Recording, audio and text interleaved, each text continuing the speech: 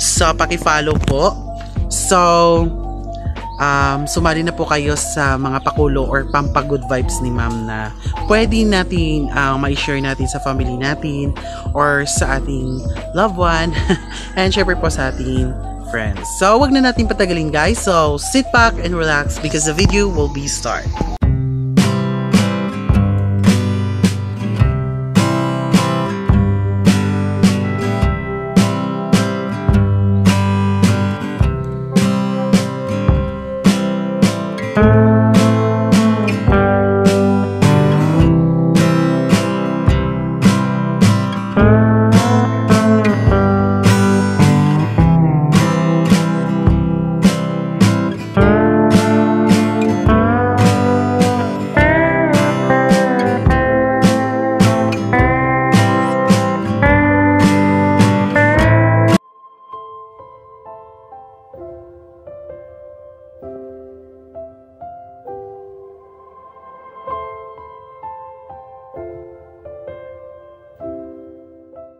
Okay guys, so kasama natin ngayon si Nanay Bineta Alquizar. So Nay, kamusta Nay? Okay lang. So ilang taon na si Nanay? 51. 51 years old. So ano ang trabaho ni Nanay sa buhay? Or kinabisihan ni Nanay? Mangita sang pangwarta, mangumpra-saging kung ginagmay, na makabakal sang sulod balay, wala man gid. Gapangumpra ka saging? Gakumpra, tagduta lang sa isa po kabulan, na kung nagkaisa. Tapos ginabaligya mo? Ginabaligyan ako, may nalang po makaganansya kung ginagmay. So ang imong mga bana na yan? Ara sa uma. Ang mga farmer siya gali. So ang imong pila ka bilog mo bata? Bata gid man akon, 8 na sila. 8.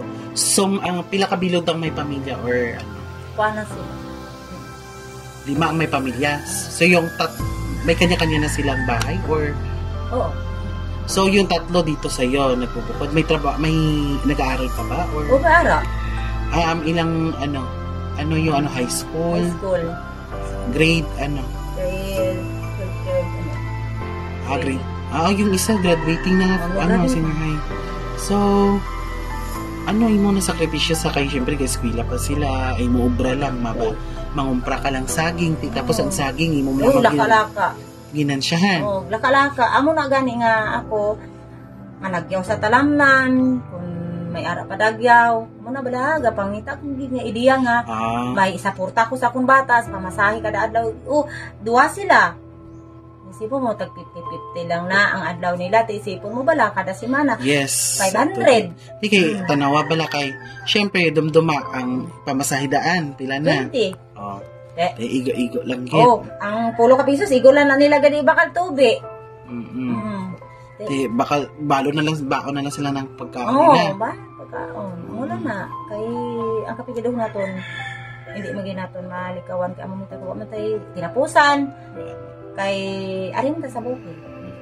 So ang imo obra ka pangita ka giveaway or damdam ka na ba mga syempre may extra side ginatawag lang sideline. Sideline. Kung ano daw may sa lamnan, obra. Manggabot. Ikabalo man tayo nga ang trabaho diyan sa palayan ay hindi man na permanente, hindi man na adlaw-adlaw. Hindi. Kung saan lang man ang may ani or patanom. Amo naman punta na maka-avail or amo na sana kung wala na to sang ulubrahan sa talamnan, may naman pa obra, mangita naman ko ideya na naisaging nga baliga nga ginagway wala na. Ano na siya nimo gina-barbecue or hindi na saging nga turdan. Saging nga turdan. Pero way ko yung nga may iban ko nga kumprahan kaya inaya ako niya sa akon na po na bata. Takso nila na ano sa akon, mo na ipabaliga niya kung pila ang halin, amo na po di tagaan ko na ko sila do ngaon na lang namo do negosyo ko lang ginagawa. Okay, 50-50. So sa pagbaligan mo sa saging na pila man na imo kita da nay. Depende kung maglako kasi na. Depende sang nang abi may ara kabi 7 kasipi. Kung baliga mo na abi tag 25 pesos o baklon mo na siya dito tag 20 abi sipi may 5 kakapeso pila lang man na. So ilayo sa di mo na ginalako diri lang sa San Rafael or sa Banwagit Kansalan ako nung kuprahon dalo na kundi ilibod-libod ko lang na may 20 may 25 na mo ra man diri magkapareho ang ano sang magbaligya. Pero wala ka kabalo, tita. Dito bala sa may panwa. Kung baklo mo, arano, nasa 40. Oo, amo na ila siling. Tisay, ako yung kailain ko yato mo. Kaya nga, ang ako nga, mga kilala ko lang. Daw kanipis lang ako nga kuan. Nga makagana sila ko ginagmay. Nga ipamasahin ako sa mga bata, ibakal sudan. Amo lagid baya na. So kapangita lang gidaway nga makano no? Oo, nga parang na ako ika. Tingin mo ba na farmers man gabuliganay lang kamo? So ang lima mo nga kabata nga may pamilya naghahatag man diri sa inyo. Kung kung may ara sila, kini ako ng mga bata ni. Kato interview ng duwa. Ako nito bata. Nan, yakipigado ba? Kung kapigado. Amo gina ang life at syempre kinanglaman naton nga mangita kita yaway kay para makahatag tayo sustento sa tatlo pa din yung mga estudyante. Ang adlaw-adlaw nyo pa din nga bakal subong gaminahala mga balaklon. Si kita gani makibot na lang ta ang Bombay gani nga sibuyas. Di ba pila?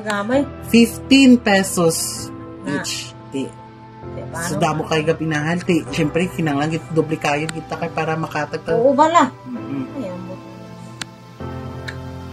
So, amo lang na. So guys, kasama natin, yun po ang storya or na-witness natin yung storya ni Nanay Bineta Alquizar. So, 51 na yun, So, 51 years old po. So, may 8 siyang anak, but yung 5 po ay may pamilya na, and 3 po yung nasa puder niya na nag-aaral pa. So, si nanay po, yung trabaho niya po ay naglalako ng saging.